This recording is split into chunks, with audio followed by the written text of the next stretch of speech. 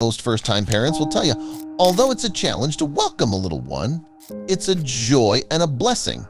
But when Rebecca and Paul Callahan brought their daughter Matilda Rose into the world in 2010, their joy was quickly dampened. But before we start, smash the like button and make sure to subscribe if you haven't, and hit that notification bell so that you won't miss any new stories.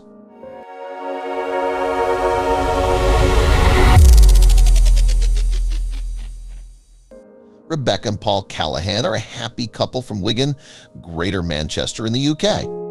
The two loved each other very much and had decided to try for a baby. However, Rebecca's pregnancy did not go smoothly, and due to excess fluid around the fetus, doctors decided to induce labor. When the beautiful baby girl was finally born, the doctors noticed an unusual and large wine-colored spot that spread across half her face and her body. Despite these problems, Rebecca and Paul were thrilled to finally see their baby girl. They loved her so much already and couldn't wait to take her home to continue their life as a family. Despite the large spot, no one had any idea that anything unusual was wrong with little Matilda until about half an hour later. At first, the doctors told the parents that it was a simple birthmark. Confident young women like dancer Cassandra Knott have proven time and again that bad birthmarks are beautiful, but Matilda's mark would turn out to be a sign of something more difficult and serious. The first problems arose when the nurses tried to feed Matilda. That's when the child stopped breathing, and for the Callahans, that was the first sign that something was wrong. Although the doctors had thought the mark was a simple bruise, they would soon discover the terrifying truth and realize their huge mistake. Before long, Matilda had become so ill that she was taken to another hospital for monitoring. There, they ended up performing emergency surgery to remove a pouch in her throat that was causing her feeding problems. In a few days, the parents' happiness had returned to worry and sadness. They had no idea if they would see their daughter alive ever again. And we couldn't travel with her because she was very sick. As we watched her being taken away, we didn't know if we were going to see her again. We were very excited about the arrival of our baby, and now we didn't know if we would ever see her alive again, recalls the father. And unfortunately, they were about to have more bad news. 2 weeks after the birth, doctors learned that the huge spot was not a simple hematoma, but a symptom of Sturge-Weber syndrome, a very rare neurological skin disease. And this disease appears in babies at birth and is characterized by seizures, paralysis, developmental delay, and learning difficulties. Doctors have now also understood that the spot was caused by blood vessels under the skin. In addition, they learned that Matilda had 2 holes in her heart. From the moment she came into the world, Matilda was a real fighter, although there was a good chance that she would not survive. She made it through the operation and has been fighting ever since. Her parents call her their little miracle. She also began laser treatment to remove her unusual birthmark. The treatment prevents the spot from growing, but it can take up to 16 years before it disappears. And she has to go every 2 months, and her face looks like it's covered in moles after each session. These are bruises caused by the laser. And she has a treatment every 2 months, and the laser makes them look redder and more intense. Then they gradually disappear again, Paul explains. People think we're bad parents, as if we somehow cause Matilda to look the way she does.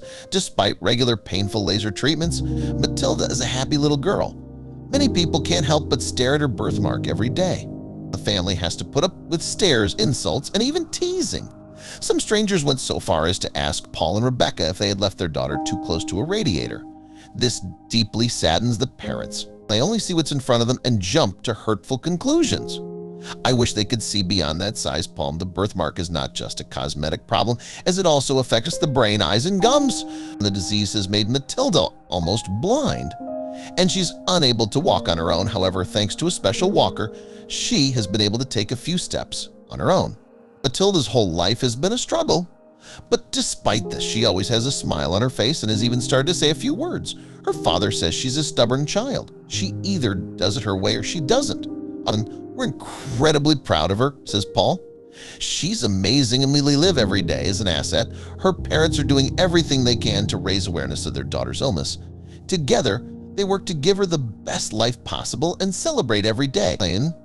As soon as their daughter became a toddler, Paul started using the internet to find ways to make little Matilda's life easier, and in 2016 they decided to make some necessary changes to their home. It needed a real renovation.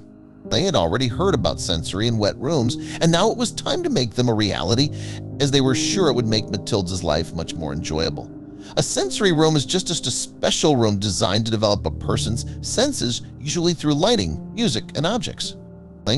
It can be used as therapy for children with limited communication skills. A wet room, on the other hand, is a fully waterproofed or flush toilet with a shower area on the same level as the rest of the floor.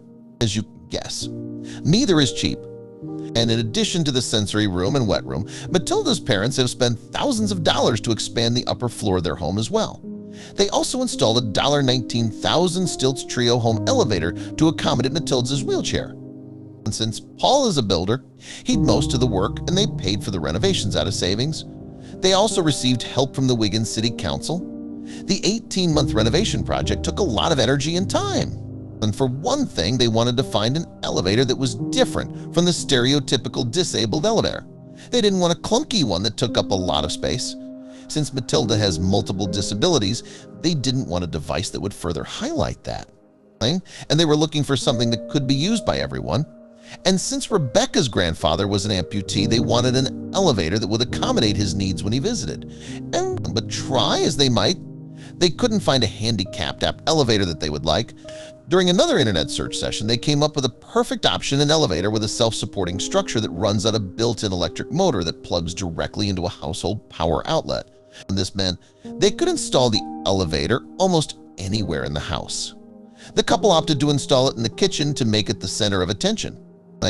As part of Paul's plans to make the elevator even more of a statement and a better match for the kitchen decor, he opted for a striking black finish and diamond plate flooring. They couldn't be happier with the purchase. It has made Matilda's life so much easier. Matilda can't talk or walk, so when she smiles, she tells us thankfully we're doing something right, tell her parents. Paul and Rebecca are also very aware that at some point they themselves will probably use the elevator. And when we get old, we don't want to move into a bungalow, so the elevator will also benefit us in old age, explained Paul. It costs a lot of money to move house, more than it costs to buy an elevator. And the elevator means we can stay in the house and continue to enjoy our lives without any interruption. 3 years later, the family also created a crowdfunding page through which they sought to raise money for a new wheelchair. According to the page, Matilda's grandfather had recently passed away, and they had created it in his memory to help their little girl who was 9 years old. She'd become too tall for her old wheelchair and needed a new one. And as stated on the page, Matilda has many problems. She doesn't walk or talk, but nevertheless manages to cause chaos and make people smile.